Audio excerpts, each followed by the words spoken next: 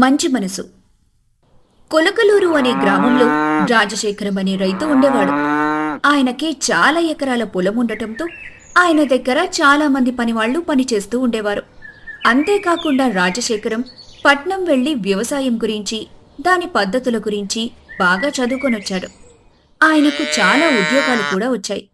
కానీ ఉన్న ఊర్లో తన సొంత పొలంలో పంటలు పండిస్తూ తనతో పాటు ఉండే రైతులకు కూడా మంచి చేద్దామనే ఉద్దేశంతో సొంత ఊరికొచ్చేసి తన పొలాన్ని సాగు చేసుకుంటూ ఉండేవాడు. ఊర్లో రైతులు ముందు అతని మాటను పెద్దగా పట్టించుకునేవారు కాదు. కాని తర్వాత ఆయన వ్యవసాయం చేసే పద్ధతులను బట్టి వారు అదే మంచిదని తెలుసుకొని ఆయన్ని సహాయం అడగటం ప్రారంభించారు. ఆ ఊరిలో మురారి అనే ఒక కుర్రవాడుండేవాడు. అతనికి కూడా వ్యవసాయం అంటే చాలా ఇష్టం. రాజశేఖర్ తన పొలంలో ఉపయోగించే పద్ధతుల గురించి అతను విన్నాడు. ఒకరోజు స్వయంగా అతని రాజశేఖరంతో మాట్లాడదామని ఆయన ఇంటికి వెళ్తాడు. నమస్కారం రాజశేఖరం గారు, నేను ఈ ఊర్లోనే ఉంటున్నాను. నా పేరు మురారి. మాకు 1 ఎకరం పొలం ఉంది. దానిలో వరి పండిస్తున్నాం. అయితే రాను రాను దిగుబడి తగ్గిపోతుంది. మీ గురించి, మీ వ్యవసాయ పద్ధతుల గురించి ఊర్లో చెప్పుకుంటుంటే విన్నాను. ఒకసారి మీతో మాట్లాడితే ఏదైనా మార్పు వస్తుందని మీ దగ్గరికి వచ్చాను.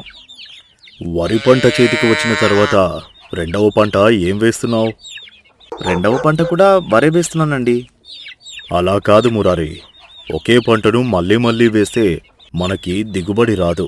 పంట మార్పిడి చేసి చూడు, నీకు ఖచ్చితంగా మంచి దిగుబడి వస్తుంది. అంతేకాకుండా ఎరువుగా ఏం వేయాలి, ఎలాంటి విత్తనాలు వాడాలి అనే జాగ్రత్తలు నేను మళ్ళీ చెప్తాను మీకు. నేను చెప్పే పద్ధతులు అనుసరించి చూడు. అలాగే రాజశేఖరం గారు, ఈసారి వరికి బదులు మొక్కజొన్న గాని చెరుకు గాని వేద్దామనుకుంటున్నాను. ఈ రెండింట్లో ఏది మంచిదని మీకు అనిపిస్తుంది?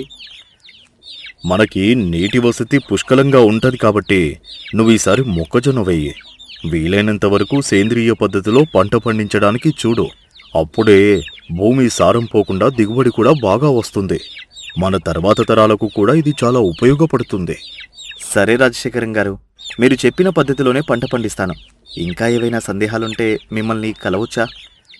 తప్పకుండా మురారి. చాలా ధన్యవాదాలండి. మురారి అక్కడి నుంచి బయలుదేరి నడుచుకుంటూ తన ఇంటికి వెళ్ళిపోతాడు. ఇలా వ్యవసాయం గురించి ఆసక్తి ఉన్న యువకులను చూస్తే చాలా ముచ్చటేస్తుంది. ఇంతలో రాజశేఖర్ పనివాళ్లలో ఒకడైన రంగయ్య ఆయన దగ్గరకొస్తాడు. అయ్యా, పట్నం నుండి విత్తనాలు వచ్చాయి. మీరు ఒకసారి వాటిని పరిశీలిస్తే పొలానికి పంపిస్తాను. సరే పద రంగయ్య, వస్తున్నాను. రాజశేఖరం లేచి విత్తనాలు తీసుకొచ్చిన బండ్ల దగ్గరికి వెళ్తాడు. అక్కడ మొక్కజొన్న విత్తనాలు పరిశీలించి అవి మంచివే అని నిర్ధారణ చేసుకుంటాడు. అన్నట్టు రంగయ్య, ఇందులో 2 బస్తాల విత్తనాలు తీసి మురారికి పంపించు. దేనికయ్యా? ఈసారి వరి బదులు మొక్కజొన్న పంట సాగు చేయమని చెప్పాను. మనం మంచి విత్తనాలు పంపిస్తే మంచిగా పంట వేసుకుంటాడు కదా. అలాగే అయ్యా, ఇప్పుడే పంపిస్తాను. అలా రంగయ్య ఆ విత్తనాల్లో 2 బస్తాలను మురారికి పంపించి మిగిలిన బస్తాలను పొలానికి పంపిస్తాడు. ఈ విత్తనాలు ఎక్కడివని మురారి అడిగితే రాజశేఖరం గారు పంపించారని రంగయ్య చెబుతాడు. అలా రంగయ్య అతనికి విత్తనాలు అప్పగించి అక్కడ్నుంచి వెళ్ళిపోతాడు. ఆ తర్వాత మురారి కొంత డబ్బు తీసుకుని రాజశేఖరం దగ్గరికి వెళ్తాడు. రాజశేఖరం గారు, విత్తనాలు పంపించారు కదా, డబ్బు ఇదిగోండి. మురారి, నేను డబ్బు కోసం విత్తనాలు పంపలేదు. నీ పంట బాగా పండాలి అని పంపించాను. నీ పంట బాగా పండితే అందులో నుండి కొన్ని 2 బస్తాల విత్తనాలు తీసి నాకు పంపిద్దువు. ఈ డబ్బు మిగతా ఖర్చులకు నీ దగ్గరే ఉంచుకో. చాలా ధన్యవాదాలండి, మీది చాలా మంచి మనసు. అలా మురారి అక్కడ్నుంచి వెళ్తాడు. రాజశేఖరం పంపించిన విత్తనాలతో తన పొలంలో పంట వేసుకుంటాడు. రాజశేఖరం చెప్పిన పద్ధతులు పాటిస్తూ వ్యవసాయం చేయడంతో ఆ ఏడాదికి అతనికి మంచి దిగుబడొస్తుంది. అందులో నుండి 2 బస్తాల విత్తనాలను వేరుచేసి వాటిని రాజశేఖరం దగ్గరికి తీసుకొస్తాడు మురారి. రాజశేఖరం గారు, ఏటా నా పొలంలో 25 బస్తాలు మాత్రమే పండేవి. మీ విధానాలు పాటించడం వలన ఈసారి 40 బస్తాలు పండాయి. మీరు చేసిన సహాయం చాలా గొప్పది. నాదేముంది మురారి, నీ కష్టానికి తగిన ప్రతిఫలం దక్కింది. మీరిచ్చిన విత్తనాలు బదులుగా నేను పండించిన పంటలో విత్తనాలు వేరు చేసి తెచ్చానండి. అలాగే మురారి, నీకు వ్యవసాయంలో ఎప్పుడూ ఏ సహాయం కావాలన్నా అడుగు. అలాగే అండి. అలా మురారి తన ఇంటికి వెళ్తాడు. తను పండించిన మొక్కజొన్నలమ్మితే అతనికి మంచి లాభం వస్తుంది. ఇంతలో మురారి బంధువైన కోటేశ్వరరావు అక్కడికొస్తాడు. బాబాయ్ రండి, చాలా రోజులైంది మిమ్మల్ని చూసి. ఒకే ఊరిలో ఉంటున్నా పని తీరికి ఉండడం లేదు. నేను బాగానే ఉన్నాను. అయితే మేము ఈ ఊరు వదిలేసి పట్టణానికి వెళ్దాం అనుకుంటున్నాం. ఇక్కడ మాకు 5 ఎకరాల పొలం ఉంది కదా, దాన్ని కూడా నువ్వే సాగు చేస్తావేమో అడుగుదామని వచ్చాను. అలానే నువ్వు మాకు ఏమీ ఇచ్చే అవసరం లేదు, కాకపోతే ఖాళీగా వదిలేస్తే పొలాలు దెబ్బతింటాయని నీకు ఇస్తున్నాను. 5 ఎకరాలంటే నేను పండించగలనా బాబాయ్? పైగా నా దగ్గర పెట్టుబడి పెట్టడానికి కూడా పెద్దగా డబ్బు లేదు. అన్నిటికీ విత్తనాలు ఎరువులు తేవాలంటే అంత డబ్బు ఎక్కడి నుండి వస్తుంది? పొలం అయితే ఇవ్వగలను, కానీ పెట్టుబడి డబ్బులు నా దగ్గర కూడా లేవురా.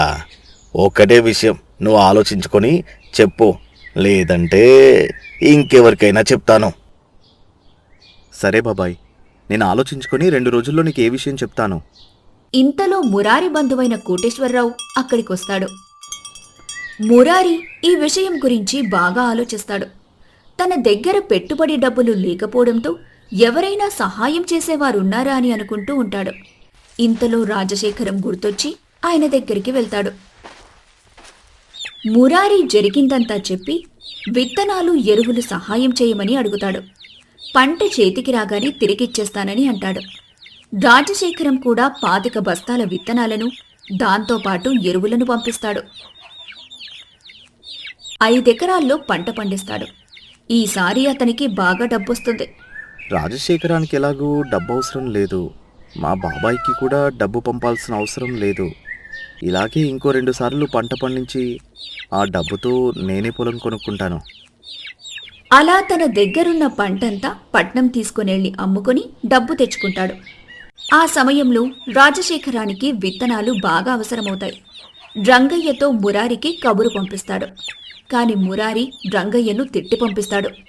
అయ్యా, ఆ మురారిగాడు 4 రూపాయలు చూసేపటికి కళ్ళు నెత్తికెక్కినట్టు ప్రవర్తిస్తున్నాడు. విత్తనాలు అడిగితే నన్ను తిట్టి పంపించాడు. సర్లే రంగయ్య, నువ్వు వెళ్ళు. ఈ మాటలు లోపలి నుంచి రాజశేఖరం భార్య అనసూయమ్మ వింటుంది. రంగయ్య వెళ్లిన తర్వాత భర్త దగ్గరకొచ్చి, ఏమండి, మిమ్మల్ని ఒకడు మోసం చేస్తే వాడిని ఏం చేయకుండా అలా వదిలేశారేంటి? వదిలేయవే, నేను డబ్బు కోసం ఈ పని చేయడం లేదు కదా. మనం మంచి చేసి సంపాదిస్తే మన సంపద ఎక్కడికి పోదు. ఆ తరువాత మురారి మళ్లీ ఇంకో 5 ఎకరాల పంట కౌలుకి తీసుకుని ఇంకొంత డబ్బు అప్పు చేసి పట్నం వెళ్లి విత్తనాలు ఎరువులు తెచ్చుకుంటాడు. పనివాళ్లతో ఆ విత్తనాలను తన పొలంలో నాటిస్తాడు.